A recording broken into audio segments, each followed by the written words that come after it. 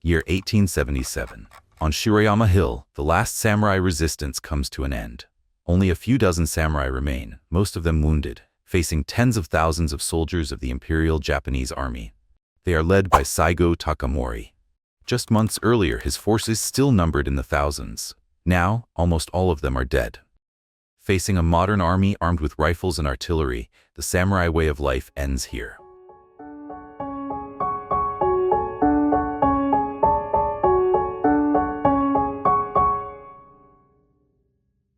Saigō falls in this battle, and with him, the samurai come to an end. But this destruction did not happen in a single day. It was the result of a long transformation, political, military, and in the way Japan understood power. To understand why the samurai disappeared, we must return to the beginning, who they really were, and how the world they built eventually left them behind.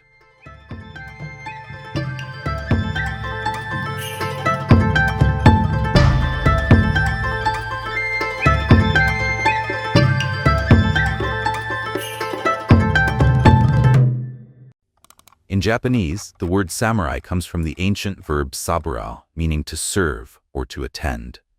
It originally referred to those who served the nobility and the imperial court, before later becoming associated with Japan's elite warrior class in service to a daimyo or a shogun. Samurai began to emerge during the Heian period. Between 794 and in 1185, they were employed by wealthy landowners to serve and protect their territories. At that time, Japan was not a truly unified state.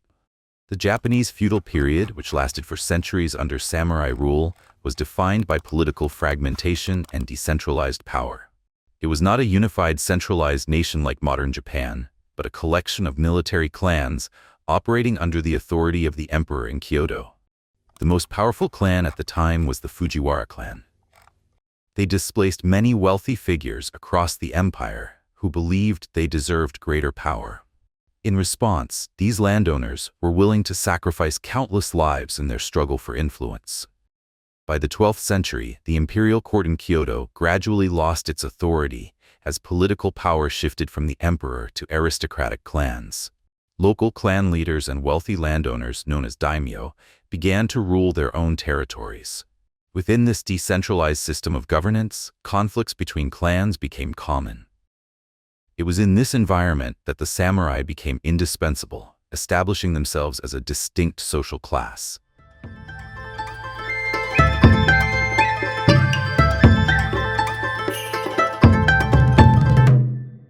Behind the calm of the imperial court in Kyoto, a bloody conflict was slowly taking shape. Tensions once hidden beneath court rituals and ceremonies turned into a war that would decide not only who would win, but who had the right to rule Japan. That conflict reached its peak in the Genpei War, from 1180 to 1185. It was a civil war between the two largest samurai clans, the Taira and the Minamoto. For 5 years, Japan's land and seas became battlefields in a struggle for control of the empire.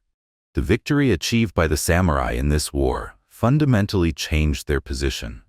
They were no longer merely instruments of aristocratic court power, but emerged as holders of political authority themselves. From this victory came the Kamakura shogunate, a military government that marked the beginning of samurai dominance in Japan's political structure. At the center of this new power stood Minamoto no Yoritomo, the head of the Minamoto clan and Japan's first shogun. He understood that power could only endure if military force was placed under complete control. For this reason, he imposed a strict rule. No one could be called a samurai without his direct authorization. Through this policy, Yoritomo created an exclusive warrior class, respected for its discipline and feared for its role as the executor of state power. Yoritomo understood one decisive truth about the survival of his rule. Political legitimacy alone was not enough. Power could endure only if it was supported by an organized and fully loyal military force. He therefore shaped the samurai not merely as soldiers, but as a professional warrior class. Discipline became their identity. Loyalty became an absolute obligation. Violence that had once been fragmented and uncontrolled was now institutionalized as a legitimate instrument of governance. The samurai were respected for their order and feared for their role as the hand of the state. At the same time, Another influence was quietly growing amid the noise of warfare: Zen Buddhism. With its emphasis on simplicity, inner control, and self-discipline, Zen found a place within the military class. In a world filled with violence and uncertainty, Zen offered calm not to escape war, but to face it without hesitation.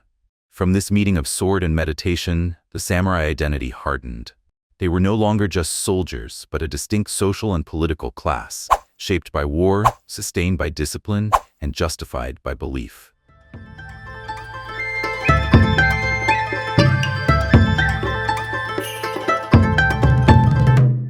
From the fusion of military discipline and spiritual simplicity, a system of values emerged that would define the samurai for centuries.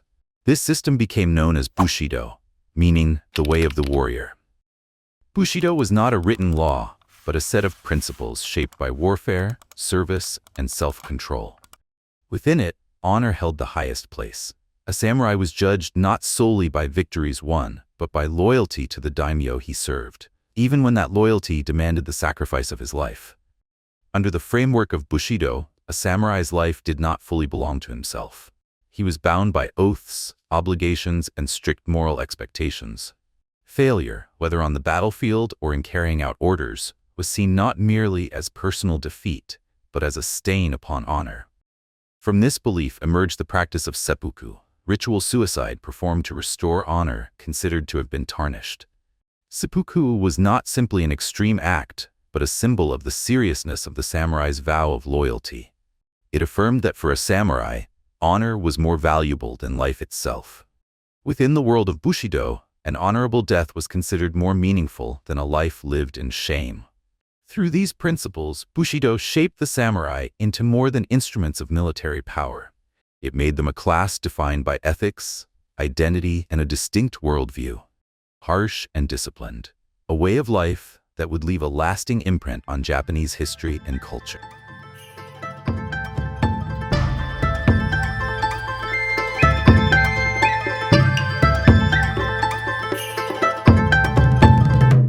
From the 13th century onward, Japan faced a major threat from beyond its shores.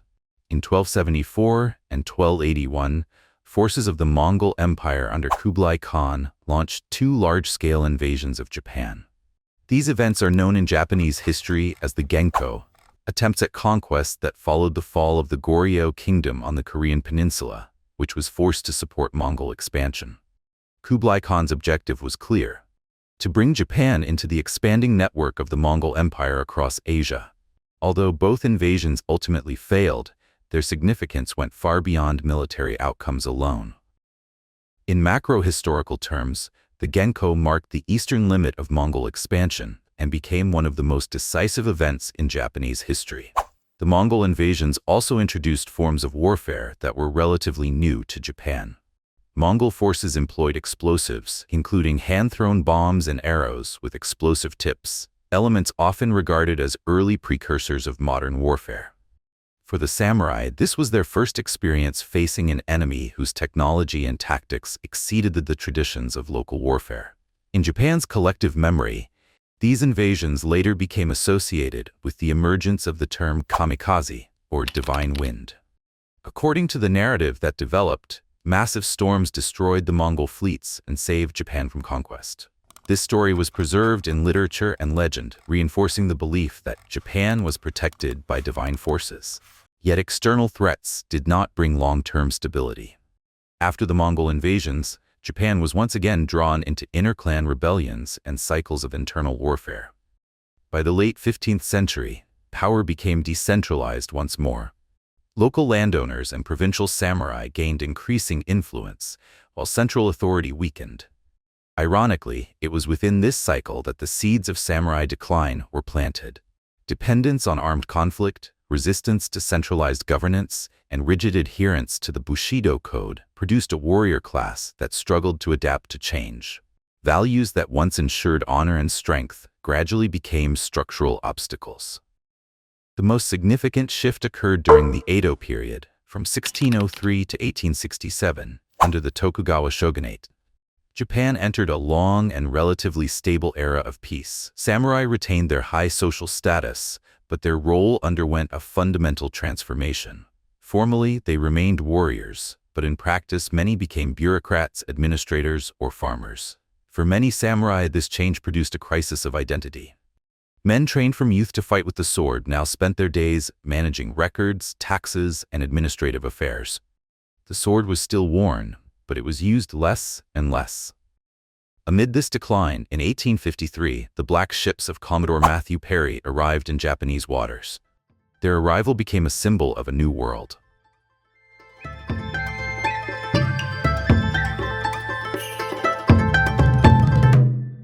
The United States' demand to open trade forced Japan to abandon its policy of national isolation, known as sakoku, which had lasted for more than 200 years. This pressure culminated in the Treaty of Kanagawa in 1854. The treaty split Japan into two main camps. At its core, the divide lay between those who accepted openness and those who sought to preserve isolation. Two major factions emerged in response to foreign pressure. The first was the pro-shogunate faction, represented by the Tokugawa shogunate. They initially rejected American demands, but were ultimately compelled to sign the treaty under the military pressure of Commodore Matthew Perry. They believed Japan lacked the military strength to confront the Western powers. Opening the country to foreign influence was seen as a strategic necessity, even if accepted reluctantly. The second faction was anti-foreign, or reformist. This group was composed mainly of domains outside the shogunate's direct control, such as Choshu and Satsuma. They fiercely opposed the arrival of foreigners and foreign trade, viewing the shogunate's decision as weakness and a betrayal of Japanese sovereignty. They promoted the slogan Sono Joi, meaning revere the emperor, expel the barbarians. Their goal was to modernize Japan from within in order to eventually drive out Western powers. The American offer to open trade deepened this division. Shogun Tokugawa Iemochi supported the opening of ports, while Emperor Komei opposed it and issued an order to expel the barbarians. The barbarians, of course, did not leave. Some samurai clans, however, attempted the task. The Choshu and Satsuma clans, long dissatisfied with the shogunate, allied themselves with the emperor. The enemy of my enemy is my friend. Choshu's attempt to seize Kyoto failed, and they were defeated in the Hamaguri Gate Rebellion. Yet a few years later, Choshu and Satsuma united and succeeded in defeating shogunate forces. Not long after, both Shogun Tokugawa Iemochi and Emperor Komei died suddenly. They were succeeded by Emperor Meiji and Tokugawa Yoshinobu.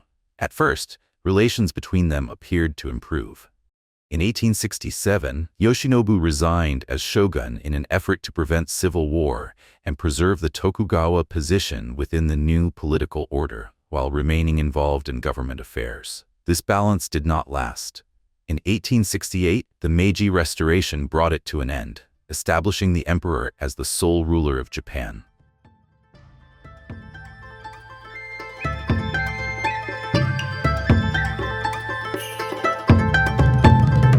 The Meiji Restoration was not merely a change of regime, it was a total reconstruction of Japan, and in that process the foundations that sustained samurai life were dismantled one by one. The new government declared all social classes equal. The feudal system was abolished, the daimyo were eliminated, and their domains were absorbed by the state. For the first time, Japan built a national army based on conscription, not hereditary elite warriors. For the samurai, these changes were existential. They were not only removed from the structure of power, but severed from the identity that had defined their lives. The final blow came in 1876, through the Haitore Edict, a Meiji government decree that prohibited samurai from carrying swords in public, stripping away the last symbol of their status and identity. For the modern state, this was an administrative measure. For the samurai, it was the greatest humiliation. The sword was not merely a weapon, it was identity, honor, and proof of existence. It was at this point that the final resistance emerged. Led by Saigō Takamori, a samurai who had previously been an early supporter of the Meiji Restoration, dissatisfaction turned into open rebellion. Saigō did not oppose modernization itself, he opposed the way Japan erased its past. The rebellion culminated in the Battle of Shiroyama in 1877. There, the samurai faced imperial troops armed with modern rifles and artillery, swords and bows against bullets. The battle was brief. Within hours, nearly all samurai at Shiroyama were annihilated. Only a few dozen remained, facing tens of thousands of modern soldiers. As dawn broke, Saigō Takamori realized that everything was over. There would be no reinforcements, no victory, no future for the old way of life. He drew his sword one final time and ended his life. With his death, the samurai officially came to an end. And in Japanese history, Saigō Takamori is remembered as the last true samurai.